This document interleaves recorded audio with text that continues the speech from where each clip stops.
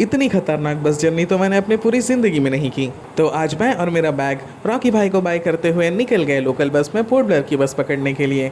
समय रात का था, इसलिए हमें बस के अंदर एक चांद दिखाई दिया। इस महान बस को एरियल वे में पार करते हुए हम सीधा पहुंच गए बाजार, जहां एसटीएस वालों ने मुझे डॉल्फिन चौक में उतार दिया। अब इसके आगे पैदल जाना पड़ेगा। बाजार में सबसे पहले दिखा एसएस ट्रांसपोर्ट का स्पेयर बस, क्योंकि मेन बस की पट्टी टूट गई थी और यहाँ मेरे बस का दूर दूर तक नामो निशान नहीं। जैसे मेरी बस यानी गीतांजलि बाजार पहुंची, वो पैसेंजर्स को जल्दी से जल्दी चढ़ाकर फुल स्पीड में निकल गई पोर्ट ब्लेयर की ओर। रास्ते में थोड़ी देर हमने एसटीएस वालों के साथ पकड़म पकड़ाई खेली और उसके बाद मैं थोड़ी देर के लिए सो गया। जब नींद से जागा तो देखा हम किसी घने जंगल को पार कर रहे हैं, इसलिए जंगल के जानवर मुझे खाना लिए, ये सोच के मैं वापस सो गया। जब नींद खुली तो देखा हम किसी ट्रकों के मेले में फंसे पड़े थे। पता चला ये तो बिल्ली ग्राउंड है, जहाँ ड्राइवरों ने एक दूसरे के साथ हाय हेलो किया और हम फिर आगे बढ़ गए। फिर पहुंच गए हम रंगत, जहाँ बस के अंदर कुछ सामान चढ़ाए गए और कुछ पैसेंजर्स भी चढ़े।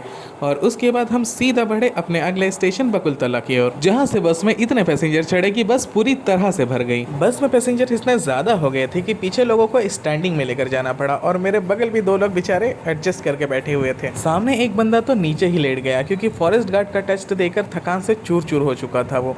असली दिक्कत शुरू हुई 15 नंबर गेट में पहुंचने के बाद, जब मैंने ध्यान दिया कि बस एक तरफ कुछ ज़्यादा ही झुकी हुई है। फिर मैंने देखा कि पीछे का टायर तो बिल्कुल दब चुका है। जब मैंने ड्राइवर कंडक्टर को बुलाया तब उन्हें पता चला कि बस में प्रॉब्लम है।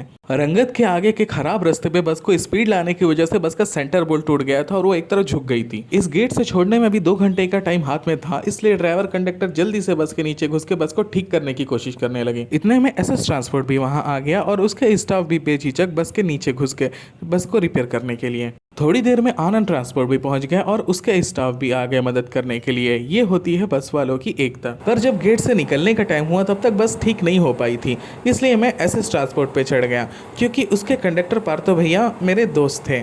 उन्होंने मुझे अपने बस में बैठा लिया। भैया ने अपनी सीट मुझे दे दी, जिसके वजह से 12 टांग तक मैं काफ़ी स्मूथली बस में ट्रैवल करके आ सका। जब तक हम 12 टांग पहुंचे सूरज निकल चुका था और सुबह हो चुका था।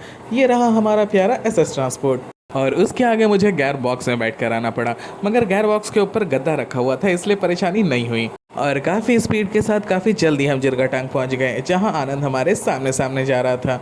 थोड़ी देर मैंने गेयर बॉक्स में बैठकर ही सामने के नज़ारों का लुत्फ उठाया और सच में यहाँ से व्यू काफ़ी शानदार आता है। और थोड़ी देर इंतज़ार करने के बाद फाइनली मुझे मिल गई सामने वाली सीट, जहाँ मैं ड्राइवर के बराबर में बैठा हुआ था।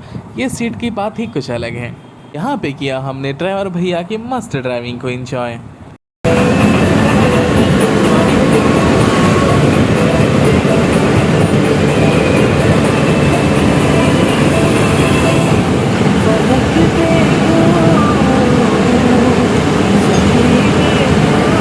और कुछ ही समय में हम पोर्ट ब्लेयर पहुंच गए और ये रहा 11 चरमा का घमासान ट्रैफिक। फिर कुछ लोकल बसों को ओवरटेक करते हुए हम पहुंच गए पोर्ट ब्लेयर बाजार के अंदर। आज की बस जर्नी एक्सपेक्टेशन से कुछ ज़्यादा ही अलग थी, तो ज़रूर कमेंट में बताइएगा कि आपको ये बस जर्नी कैसे लगी। लाइक करिएगा इस वीडियो को और शेयर करिएगा। जल्द मिलते हैं ऐसा ही एक और बेमतलब के ब्लॉग में।